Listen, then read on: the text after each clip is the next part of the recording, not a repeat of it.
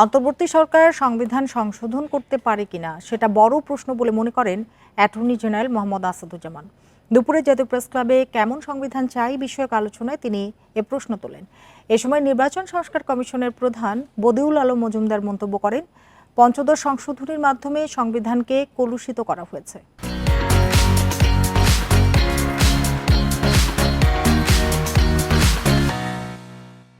এ নিয়ে আলোচনা করতে রাজধানীর বসুন্ধরা আবাসিক এলাকা থেকে আমাদের সঙ্গে যোগ দিয়েছেন সুপ্রিম কোর্টের আইনজীবী ব্যারিস্টার ওমর ফারুক। ব্যারিস্টার ওমর ফারুক, আপনাকে স্বাগত জানাচ্ছি ইন্ডিপেন্ডেন্ট সংবাদে। যেটি শুরুতেই জানতে চাই আপনার কাছে, যে সংবিধান পুনর্লিখনের অবস্থান থেকে কি সরে এসেছে সরকার, কি কারণে এ পিছু হটা? ধন্যবাদ আপনাকে, ধন্যবাদ যারা শুনছেন। পুনর্লিখন বলেন আর আপনি একদমই নতুন করে লিখন বলেন বা পরিবর্তন করেন বা এই সংবিধান রেখে এটার সংশোধনী আনেন, যাই করেন সেটি পাবলিক ইন্টারেস্টে হলেই তো হলো। আমি এই ব্যাপারটা নিয়ে অত উদ্বিগ্ন না, অত ভাবিও না।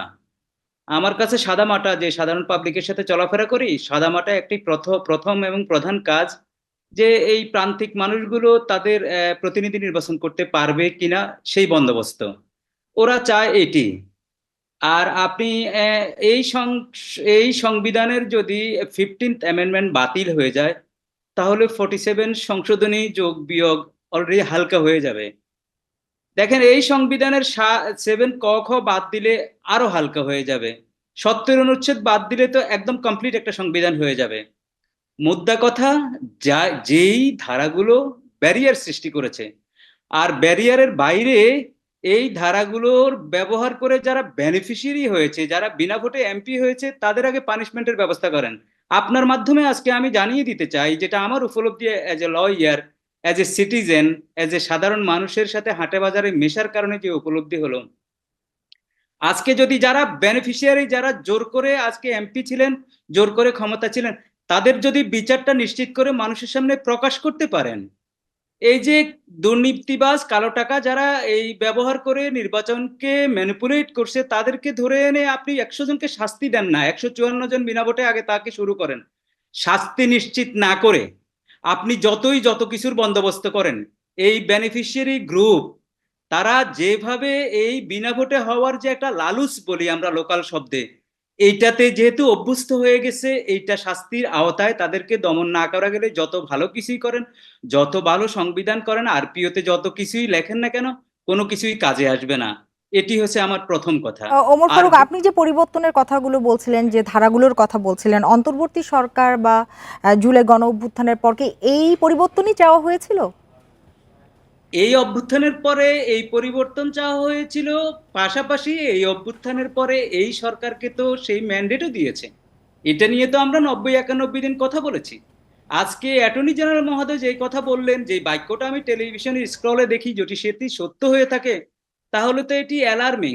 ইভেন অ্যাটর্নি জেনারেল মহোদয়ের নিয়োগও কিন্তু এই সরকারের শপথের আগেই হয়েছে, অর্থাৎ বিপ্লবের পরে হয়েছে।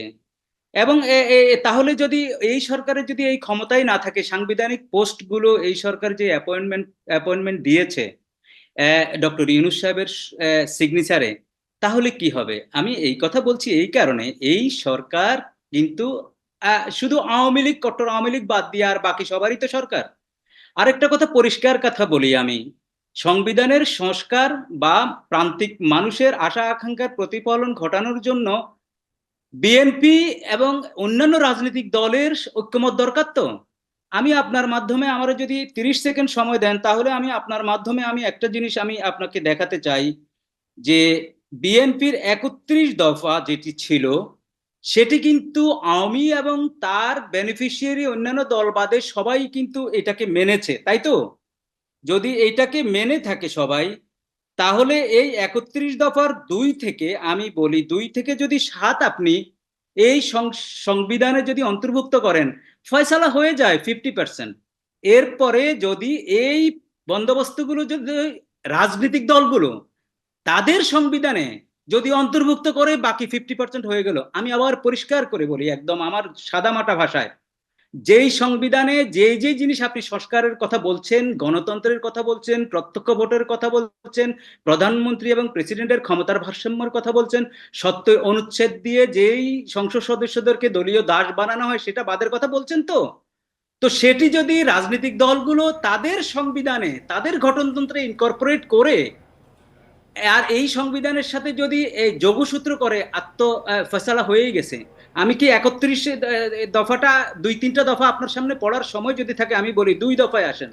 এটা সবাই মিলে কিন্তু করেছে, এটা সব দল মিলে করেছে, বিরোধী দল যারা ছিল তখন। বাংলাদেশে গণতন্ত্র, ভোটাধিকার পুনঃপ্রতিষ্ঠা এবং স্বচ্ছ গণতান্ত্রিক প্রক্রিয়াকে স্থায়ী, সাংবিধানিক ও প্রাতিষ্ঠানিক রূপ দেওয়ার লক্ষ্যে একটি নির্বাচনকালীন ধর্মনিরপেক্ষ তত্ত্বাবধায়ক সরকার ব্যারিস্টার ওমর ফারুক, আমাদের হাতে তো তেমন সময় থাকে না। আমার আরেকটি প্রশ্ন আপনার কাছে জানবার ছিল। অনেকেই তো আপত্তি করছে, সেক্ষেত্রে সংবিধানের মৌলিক বিষয় বা মূল কাঠামো পরিবর্তন করা কি উচিত হবে? আচ্ছা, আপনি মূল কাঠামোর মৌলিক বিষয় বলতে কি বুঝেন? আপনি দেখেন 100 বছর আগে মানুষের টেস্ট যেটি ছিল, এখন কি জেনারেশন কি সেই টেস্ট বিলংস করে? আপনি 100 বছর আগে যদি এম্বার্গো দিয়ে বলতেন যে এই জেনারেশন আঙ্গুর খেতে পারবে না, এটা কি হবে নাকি এই এম্বার্গো? জেনারেশন যেটি তার চাহিদা সেটি অনুসারেই তো সংবিধান। সংবিধান তো একটা রাজনৈতিক বন্দোবস্ত for home, for the people, সব পিপল। এখন সব পিপলের মতামত একসাথে করা যায় না। Majority democracy means majority rule, not একদম অ্যাবসলিউটলি সবাই রুল। তো মেজরিটি যেটা চায় সেটি এই বর্তমান সময়ে আপনি সেটি করবেন। আবার এইটা বলতে পারবেন না যে 100 বছর পর এটার পরিবর্তন হবে না। এটা ননসেন্স আমার কাছে মনে হয়। সরি, এই অর্থটা হয়তো, এই শব্দটা হয়তো আমার ব্যবহার করা ঠিক হয়নি। আমার কথা হচ্ছে I have no right to put any embargo to the future ji, আপনার জেনারেশন। বক্তব্য স্পষ্ট জনাব ব্যারিস্টার ওমর ফারুক। আপনাকে অনেক ধন্যবাদ আমাদের সাথে যোগ দেবার জন্য।